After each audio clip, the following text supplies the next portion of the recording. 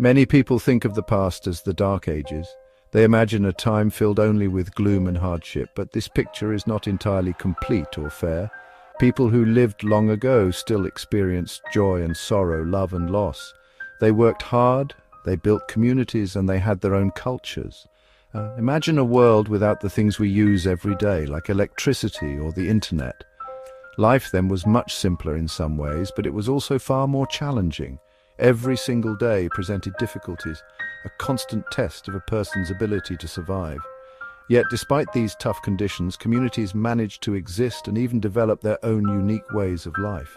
The name Dark Ages itself can give us the wrong idea. It suggests a period where learning stopped and no progress was made. This is not really true. While life was very different, learning did continue, especially in places like monasteries. Clever craftsmen and artisans created beautiful objects, from detailed carvings to sturdy tools. People found new ways to cope with their surroundings and invented solutions to their problems. Life was certainly very tough, there is no doubt about that. However, it was not a time completely without its own forms of light and achievement. To truly understand this era, we need to look beyond the common myths and see the reality of their daily lives. Think about your own life for a moment.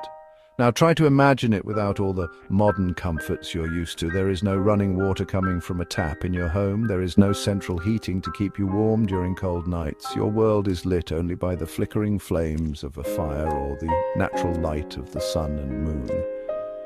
The sounds around you would be very different too without the constant noise of cars and machines. The pace of life would feel much slower, guided by the changing seasons and the length of daylight, not by clocks and schedules. This was the everyday reality for people living many hundreds of years ago, a life deeply connected to the rhythms of the natural world.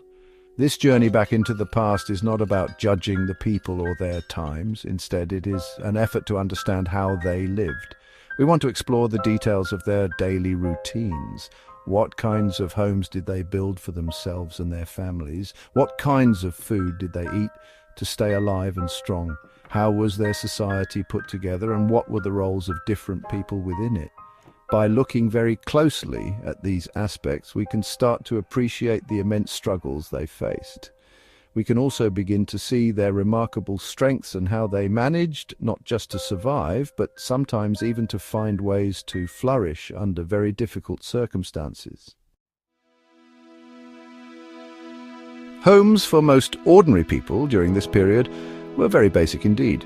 If you were a peasant, you would likely live in a small, simple hut. These dwellings were often constructed from